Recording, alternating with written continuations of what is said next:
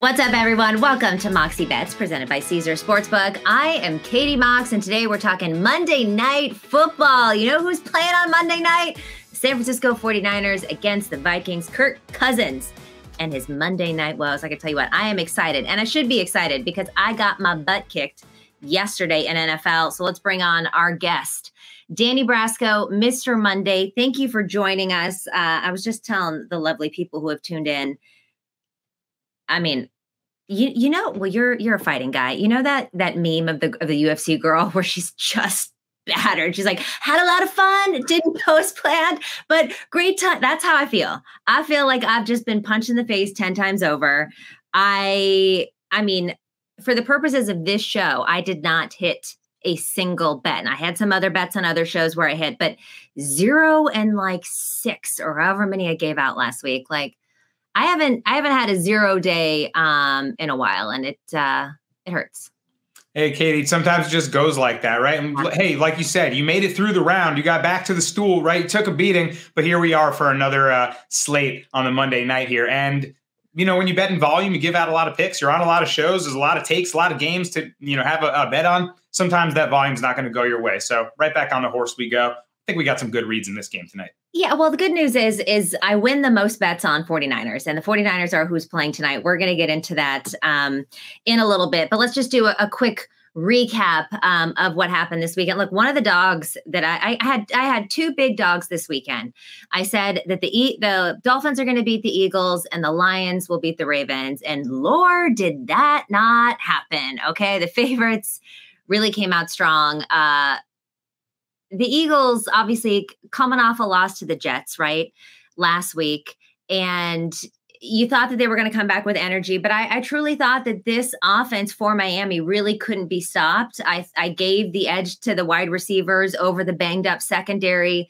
That didn't work out too well. You had Tua with the pick in the end zone that just couldn't get – and I had the over in that game. I think it ended at 48. What were your thoughts on this one? So this was one of my more successful games of the day, and I actually got back some of my earlier losses. I had this one read pretty well. I had the under hanging on for dear life there at the very end of that tackle, and then Sirianni and the Eagles kneel it out. Just like I win a lot of unders like that, and it's a hold your breath moment. People say unders aren't thrilling. Oh, life's too short. But that's a thrill on either side, right? Heartbreak for over, thrill, and a cash for under there. But I had the Eagles winning it, and that was a stylistic matchup of speed versus strength, they were calling it, right? And we talk about fighting, Katie. Styles make fights, right? I guess strength won out in that one. Once again, we see the offensive line play such a key role. The Dolphins had a few people banged up. They had backups that were not near the caliber of offensive linemen that they had, you know, originally starting, and they crumbled to the Eagles' vaunted front. I mean, Tua was lacking, you know, protection throughout the game. That middle pressure when the line just folds on you, not even the edges that you can kind of step up on, but the middle pressure kept folding on him, and I think that really impacted the game. Jalen Waddle leaving earlier, you know, made them force it a lot to Hill, and although Hill had some success, I actually bet him live in the game under 111 receiving yards, and I was holding my breath on that one. But once again, what did he end with? And he ended it with 88, but he had like 65 at half. So I was sweating that one too. A lot of interesting, you know, kind of outcomes in that game. But all in all, I think the Dolphins were exposed a little bit, even against, you know, like you said, a banged up Eagles defense and secondary. And they need a lot of work on defense and on their offensive line. You know, the thing is, too, is that I've seen a lot of Miami fans upset about the officiating for the game. Clearly, you know, there was a egregious face mask that wasn't called. Then they turn around and they get the pick 6, which was great. But, you know, Miami had, 10 flags thrown at them, 10 penalties. I forgot what the word was. Yeah, it was 10-0, actually. It was a historic amount of penalties against. I believe in 30 years, it was the most, 10-0. Wild stuff. You never see that. Well, and you know, it's so funny because I don't know if you follow Magic Johnson on Twitter, but he tweets a lot of like very just obvious kind of vanilla takes. So the Commanders lost yesterday and he tweeted out, "Oh, tough for my Commanders. You can't win in the NFL if you only score 7 points." And it's like, well, yeah. And so you can't win in the NFL if you commit 10 penalties and your opponent has 0. That's just my take for that game. But yeah, I mean, look, if you play a clean game and you can force them to make 10 penalties, yeah, more times than not, you are going to win that game. All right, moving on. Patriots upset the Bills. Another loser for me. I had the Patriots under their team total of 16.5, and that was toast pretty much after the first half. Talk to me about the Bills here, Danny, because they had a terrible first game. And everyone was up in arms, and I was like, yo, relax. This is still a good team. This is still a good team. And then we've kind of been on a little bit of a roller coaster. They completely blew out the Dolphins. Everybody says, oh, the Bills are back. And then they lay a very, very serious stinker. Bill Belichick, of course, gets his 300th win. Didn't seem all that excited about it. He was like, whatever, I've only won 2 games this season, so not too much to cheer about. But are you worried about the Bills? Yeah, I am right now. I think that they'll get it together as the season moves on. But right now, they're in a seriously rough patch. And I'm furious about this game because, well, I had the Patriots in the previous 2 weeks against the spread. They didn't cover. Yes. Either of those they didn't cover, Katie. Somehow, last week, Mac Jones takes a safety in his end zone when they're up 2 to lose by 4, and I lose the +3. I mean, one of the worst beats I'm going to take all season. And then this week, I'm too scared to go back to the well on them. They're big, ugly underdogs, +7.5. And I knew I should have done it. Instead, I teased Buffalo down to -1.5. And here we are with them blowing the game and not even winning outright. And yes, to answer your original question about the team, I am concerned because, namely on defense, they worry me. They lost Tre'Davious White and they lost Matt Milano. Those are basically the cornerbacks and linebackers captains. Those guys are essential to everything they do on defense. Greg Rousseau, good pass rusher, has been banged up. I mean, the defense has a lot of key pieces that are hurt, and we've seen holes in it. If Mac Jones and those guys can drop 20+ on you guys, then that spells a little bit of trouble. And then on offense, we didn't see them come alive until very late in the game. I mean, they're sputtering right now. They're struggling to figure it out. Sean McDermott looks a little confused. The play calling is weird. Allen's always going to have a turnover or 2 in a game. He's going to take his chances. He's going to make amazing plays, but he's also going to make that mistake. So they're a dicey team right now. They need to figure out a lot of things, clean up their act, and look a little more sharp to be considered one of those elite teams right now. Right. And I co-sign everything that you just said. This is not a juggernaut team. This is not a team that I think can win the Super Bowl. When you see how the Ravens played, which we'll get into them, even the Lions through 6 weeks, obviously, laid a bit of a stinker this weekend. I think the 49ers, even the Eagles, like you look at this Bills team, or the Chiefs rather, and you're like, I don't know. I don't know if this is a team that can win through the end. But let's talk about this Ravens team. Lamar Jackson looked incredible yesterday. And again, big 2 losers on this game. Had the Lions as an underdog, and I had Goff over 1.5 passing touchdowns. And I know that the Ravens are elite in the red zone and have been really great against the pass. But I was like, I don't know, look at the quarterbacks that they've seen. You had CJ Stroud in his very first week as a rookie. You had Ryan Tannehill. You had Minshew back, a couple backups. I thought, you know what, Jared Goff's going to come in here. And he had 6 points.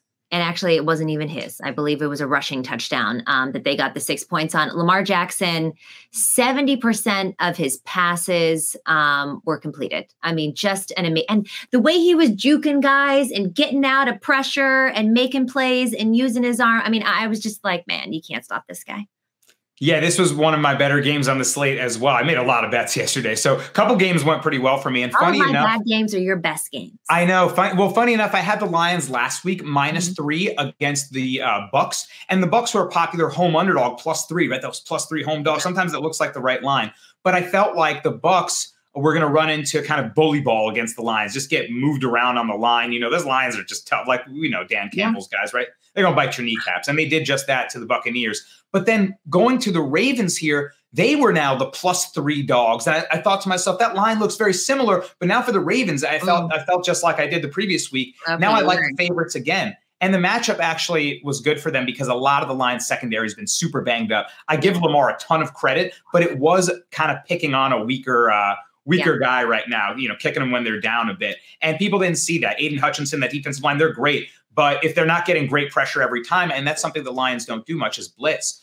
3rd lowest blitz rate. Lamar, when not blitzed, his stats go through the roof. He's very good when not blitzed, and looked like a great matchup. So I did cash on his over passing yards, a little same game parlay there. And the over which the Lions barely contributed to. But I had the same thought as you, Katie. You know, like you mentioned, the weaker quarterbacks that the Ravens have faced: Dorian Thompson-Robinson, one that you didn't mention, Minshew, right?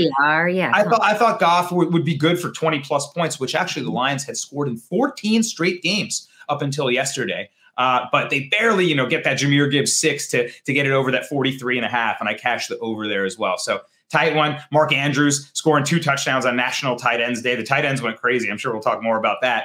First of all, yes, yeah, Ravens. What a national tight. It's criminal that George Kittle was not playing on National Tight Ends Day, considering he is the reason that Tight Ends Day even exists. But maybe they don't take that into consideration. I like that they're on Monday Night Football tonight. It's just saying it's a little sacrilege. However, the tight ends showed up yesterday. Tight ends, that's my favorite position. So it was a great time. I was happy for Mark Andrews. But in speaking about Jared Goff, 53 pass attempts, no touchdowns, 2 fumbles. Every quarterback is gonna have a stinker game. Is this Jared Goff's stinker game, or are we like, I don't know about Jared Goff? I think in part it's definitely, stinker game, but he was due for some regression. Goff is amazing against the spread. Take a look at Jared. He's one of the most profitable quarterbacks to bet on, which is very surprising if you look at the numbers over a large sample size. But his numbers do go way down when playing outdoors. He's had the benefit of playing in the Dome Stadium with the Lions, and in LA as well, for a lot of his career. So, he thrives when indoors. Outdoors, stats do go down, and that cover rate isn't as fantastic. So he had one of those Jared Goff outdoor games, it looks like. Well, and, everyone's like, oh, he's better at home, which, of course, Dome, than he is on the road. But then I was looking at the week, and I was like, he had, QB1 in fantasy last week outside. And also, but again, the Bucs and the Ravens, different game here. All right, let's move on. So the Steelers defeat the Rams 24-17. This is a really scrappy Steelers team. What do you think of this game? Yeah, I had the Rams -3. I think you meant Matt Stafford, by the way, which you always cash on his interceptions. One of your favorite, Matt Stafford haterade plays of the day. Katie Mock's interception special. But, I'm kicking myself in this one because I had Rams -3, and I've actually cashed on the Steelers as underdogs. Mike Tomlin, most profitable underdog head coach of all time. So when the Steelers are +3, it's usually a good spot to jump on them. But I felt like coming off the bye, it wasn't this like rah-rah Mike Tomlin spot, as we like to call it, big motivation spot, or coming off a loss when the whole world's against him. It didn't feel like that. It kind of felt like, a non-conference team, the Rams coming to town, much better offense against, Pickett and those guys who are sputtering in their pass game most of the time. And, it was a rah-rah Mike Tomlin spot. They do it as dogs once again. And I'm kicking myself because I had the Rams -3. Didn't win in that one. Puka Nacua, though, some amazing catches in this one. This kid continues to shine. He's an amazing receiver. I think his stock for fantasy owners, people worried Cooper Kupp's back, Puka Nacua, what's he going to be worth? Plenty. I hope you hung on to him because this kid's talented. But yeah, I'm disappointed. Rams, tough to rate them. They're better than we thought. Now all of a sudden they're coming back to earth. Where are the Rams? They're going to finish below subpar team. Are they going to compete for a wild card spot? I'm not quite sure right now. I feel like I lean more towards the wild card spot. I mean, I know they've had this game was weird. I don't really believe in the Steelers offense, but you're going to win some games. You're going to lose some games. I do still think that the Rams have the talent to secure a wild card spot, but we'll have to see how that goes. Looking ahead to next week, anything that you are eyeing as like an early line that you would move on? I'm looking at the battle for New York Giants versus Jets. Ooh. And right away, you know me, Katie, I'm the king of the under. Love me an under. I got to bet this disgustingly low under. What is it right now? 36.5, 37.5. Ugh. But those are the ones I gravitate towards because, like I say, odds makers don't set it that low for no reason. The lower it is, the more you're like, they got to score that many points, right? No. The Giants and the Commanders were just at 37.5 as their total this weekend. Went easily under, no sweat cover there. So I think, two good defenses. The Jets just make it tough on you. The Giants, those rookie corners are playing tough right now. I like Tyrod Taylor way more than Daniel Jones right now. Taylor's looking like he's doing what Jones did in Dayball's system last year. So, much more measured, less turnovers. If it's Taylor versus Wilson, I'm expecting a 17-10 kind of game. So I'm taking the under in that one for sure. Yeah, I'm looking at this spread right now. It's a field goal favoring the Jets, which is so interesting. But I guess, the Giants are pretty banged up. I thought that was something I thought that Commanders would come out and just go all over them. And that just didn't happen. You've got the Patriots and the Dolphins laying 10 in New England. Now, correct me if I'm wrong, but doesn't Bill Belichick have the Dolphins number a little bit? Don't they tend to lose to Miami? I believe, yeah, historically, I'm sure Brady has great numbers against them. You know, Belichick's probably had his way with the Dolphins over history. I don't have the numbers, but that wouldn't surprise me. Hold on. Let me see what week. I'm pretty sure they saw each other. I guess I saw the Eagles in week 1 this year. Patriots. And funny enough, they did play the Dolphins, and they actually had one of their better games earlier on in the season. In the season. That was when the Patriots were, we thought, okay, they'll be halfway decent. And then they just absolutely collapsed and went downhill, and now they beat the Bills. I mean, the NFL's wild like that. You can never count a team out, never count a team, too far gone as the number one contender either. And anyone's liable to get beat. But I feel like with this one too, if the Patriots are getting 10 points, double digits, I know obviously Miami coming off of a loss here, but I could see this line, people starting to kind of maybe hammer in New England a little bit here, and then that line goes up or down. So I don't know. Plus double digits again for Bill Belichick. Bill Belichick has closed above a touchdown underdog just 3 times in his career. He's 3-0 against the spread. I might have to swallow it and take the Patriots. But Katie, I tried it 2 weeks prior. I lose on bad beats. I miss I lose to it's hard jumping back and forth. Sometimes you just got to keep back in the ugly bet until it wins, as scary as it is. So that's me learning my lesson there. I think you're right. Plus 10 is probably the right side.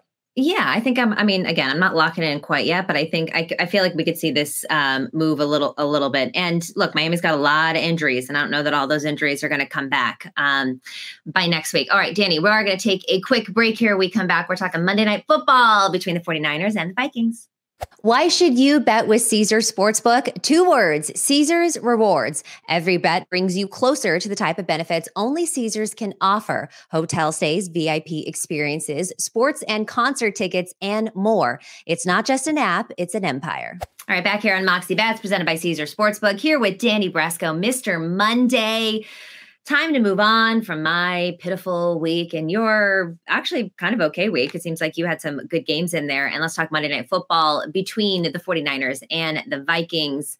What are 3 bets that you're looking at? Let's start with the first one. So first off, Katie, National Tight Ends Day. We were talking about it, and I don't care that it was yesterday. It's going to carry over. It's the week. It's about the spirit of the week. And your boy George Kittle's got to get in on the party because, I wish I had parlayed every great tight end of the week in an anytime touchdown scorer parlay. I mean, all these guys would be catching yards, receptions. We mentioned all the guys that went off. Darren Waller, Gerald Everett, Travis Kelce, and I think George Kittle slated to be the next guy up here. George Kittle actually gets the most targets out of any 49ers receiver when under the blitz. Purdy goes to him when pressured. And maybe that's because they faced the Giants, in which George Kittle had a really good week. And Wink Martindale, Giants defensive coordinator, known for blitzing like crazy. In fact, he has the 2nd highest blitz rate in the NFL. So Kittle thrived under that. Who do you think has the highest blitz rate in the NFL, Katie? It's Brian Flores, the defensive coordinator of the Minnesota Vikings. So we're right at play here for Purdy to see the pressure and go back to his favorite target when pressured. Give me George Kittle over 47.5 receiving yards. And I'm actually going to do something that I've seen a lot of sports bettors doing. I want to get it on the party. It's sort of called laddering the player prop. And I think I'm going to go, 60 plus yards, 70 plus yards, 80 plus, 90 plus, all the way to 100 plus with tiny little sprinkles up the board and see if I can get some big plus money if Kittle's breaking tackles and breaking, big plays off. So give me George Kittle props all day here. Yeah, no, I agree with you. I like Kittle for an anytime touchdown. It's at plus 190. I like him over 4.5 receptions. All of those go into what you just said. And for all the same reasons, when I look at the side, Niners laying a touchdown here at even money, which is kind of interesting. And the total set to 43. I lean San Francisco minus the 7 here. I think they're due for a really big bounce back, but also I like them over their team total. I bet this every single week. We lost on it last week. So it's 5-1 now. But their team total tonight is at 25.5. They're the 2nd in the league in EPA per play. They're 1st in the NFL in dropback EPA this year. So this is a very elite passing team. And I know what everyone is thinking, Christian McCaffrey is banged up, no Deebo Samuel, but you still have Ayuk. You still have Juwan Jennings. You still have Ray McLeod, who could pop in there. Like, you still have Juszczyk. You still have Kittle. Like, there's still a lot of weapons. Obviously, Trent Williams not playing tonight is kind of scary in terms of the pressure that he's going to be in. But like you said, even if they're blitzing him, even if he's under pressure, he's got the security blanket of Brandon Ayuk and also George Kittle. And they've got the depth at running back too. You got Jordan Mason averaging, 6.5 yards per carry this year. You got Elijah Mitchell, who could be a starting running back anywhere if you didn't have Christian McCaffrey. And they're like, I'm not worried about them. In summary, I'm not worried about the 49ers scoring points tonight. So I'm taking them over the 25.5 and agree with you completely on everything that you said about George Kittle. I've got a lot of bets on him tonight. But you've got a Katie Mox special here in something. I do, and I guess I'll go right to that one now. I'm going to take I'm actually glad that I got this pick in before you did, because I thought you were going to beat me to the punch. But I got to take Kirk Cousins to throw an interception right now. And make sure you can shop around for this, find where this line is, because not all books offer the interception prop. But check out where Caesars has it offered and see if you can get a good line. I got -120 here, and I feel like it's a great line because he's thrown 11 picks in 12 Monday night appearances. I mean, we know about Kirk Cousins' woes on Monday night. In prime time, he just falters. I'm going to read you some stats here that will just give you the case of how truly bad it is.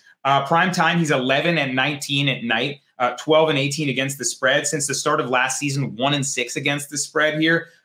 He's been an underdog in primetime 20 times. His teams are 4-15-1 straight up. I guess he tied a game even. So he doesn't do well as a dog at night. He doesn't do well even when catching a lot of points. And Katie, sometimes the 49ers are, in these kind of big road favorite spots are a little sketchy. That's maybe when Shanahan falters a little bit, but actually road favorites in night games coming off of a loss, which the Niners are, 58-39-3 against the spread. So I like the Niners to step up on defense a little bit here and play with some grit after letting the Browns beat them. Can't happen. And I think Kirk Cousins will have his mistakes, as he always does on his Monday nights. With a motivated Niners defense, give me Kirk Cousins to throw an interception. I think that's an easy decision. Yeah, look, I mean, that all day long. Niners defense is top 10 in pressure rate. They forced 11 turnovers in 6 games. And like you said, Cousins is just a machine when it comes to this on Monday nights. He's also thrown 3 picks in his last 4 games alone. So absolutely love that one. And I think I skipped over something. You've also got like a teaser, because I've got the Niners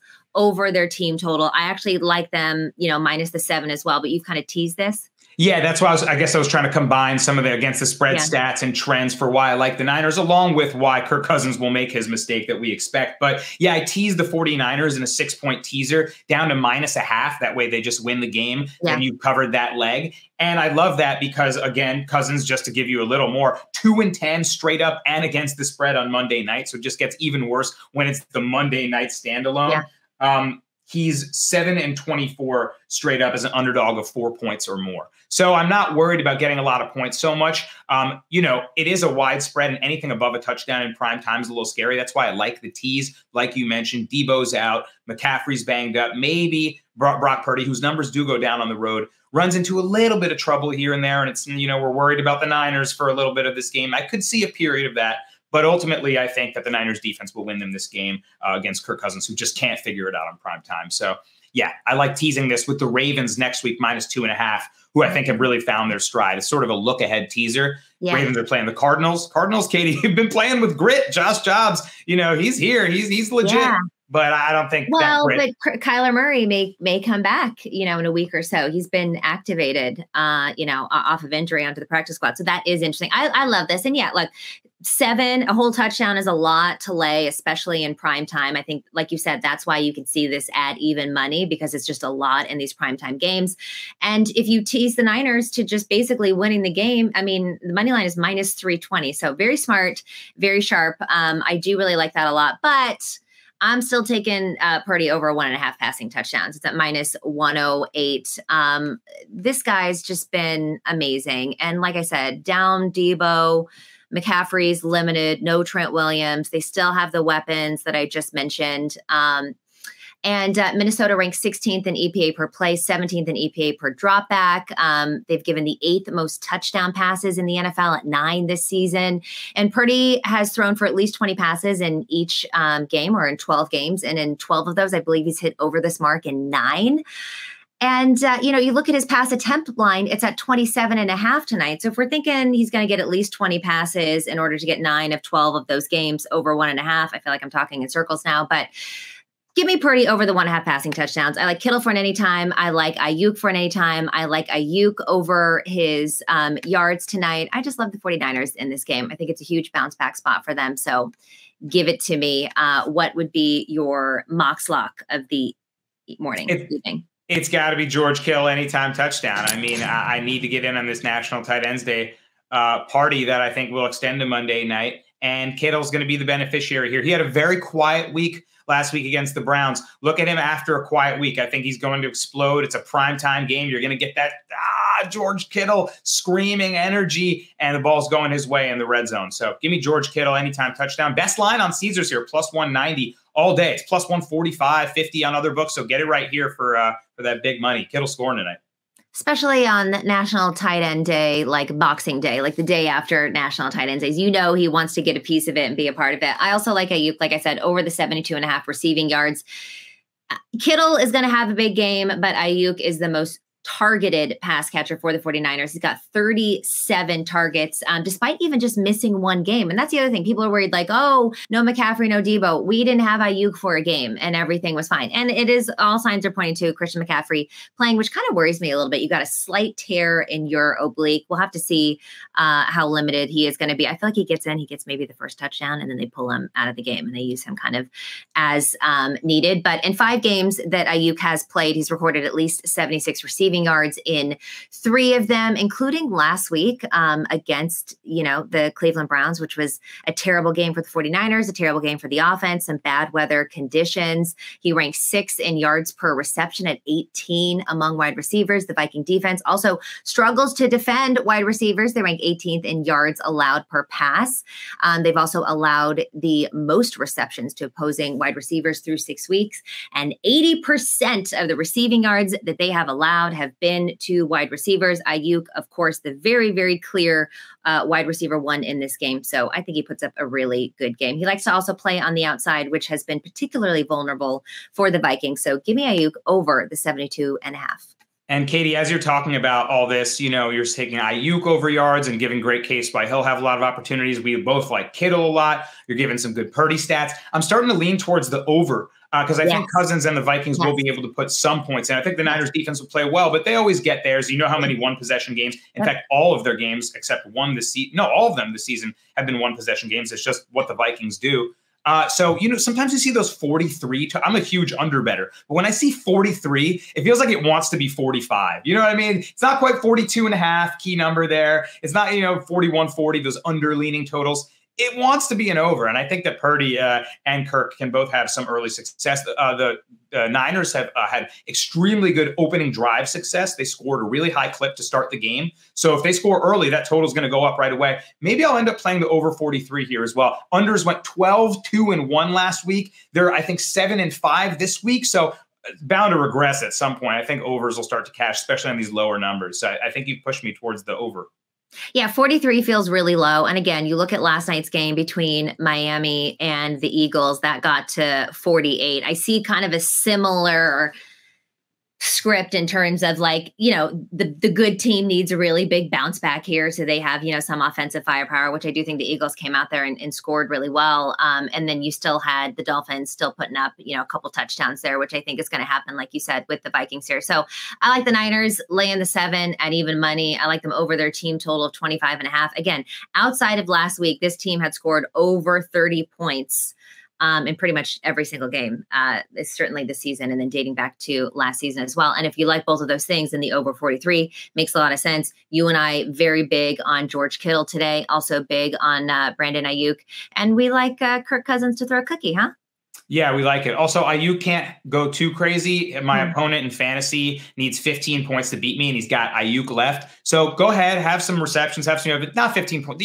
Don't score Ayuk. We have Kittle anytime. Just do everything else, not 15 points, please. Well, I have to disagree with you because I have Ayuk and Christian McCaffrey on my fantasy team, and I need both of them to have a little.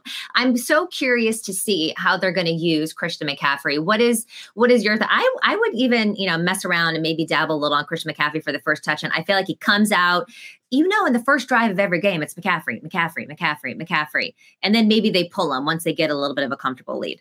And maybe that's exactly the game script because what is it now? 15 straight games he scored a touchdown in. And we see all these these posts of like, if you had bet $100 on McCaffrey touchdown from the beginning of this and rolled that bet every time, then 200 and 400 and then 800, you'd have like $650,000. It's crazy, something like that. Well, guess what, Katie? Like previous weeks, his line on anytime touchdown is now like minus 250. It's unbettable because he's automatic to score a touchdown. Plus 320 for the first. Yeah. Right. Wow. My goodness. So if only we were in on that party early on. But this week, it's minus 170. So perhaps that injury plays big into how limited he might be. Yeah. Maybe, like you say, he plays the first drive. It's still fairly juiced. So maybe he gets in and gets out. Or maybe this is the week to, maybe play not to score a T. I don't know. If that oblique is truly, something not to play with, then why risk it here on a Monday night game where you're going to have to play a short week next week, sort of. So I don't know. You got plenty of people back there in the backfield to replace him with. It's going to be dicey. It's going to be dicey, but he is plus 320 for the first touchdown. I wouldn't lay minus 170, but I might sprinkle a little bit on the first touchdown because maybe he gets in, he gets out. But that is going to do it for our show tonight. Let's go 49ers. Hopefully everything that we said comes true tonight. Thank you, Danny, for joining us. You can check him out on social at Danny Brasco. Anything else you got going on this week, Danny? Yeah, going to have a stacked football card. Just keep in tune with my social media, Brasco Bets, and putting out a lot of free picks, some good advice too in my free game channel. Always trying to give people some education and tips along the way. So join along and make sure you get all this game and we can win some football bets together. So on Instagram at Brasco Bets, on Twitter or X at Danny Brasco. I think they're both Brasco Bets. Yeah, they're both Brasco Bets. One with an underscore, one without. You got to switch it up a little bit.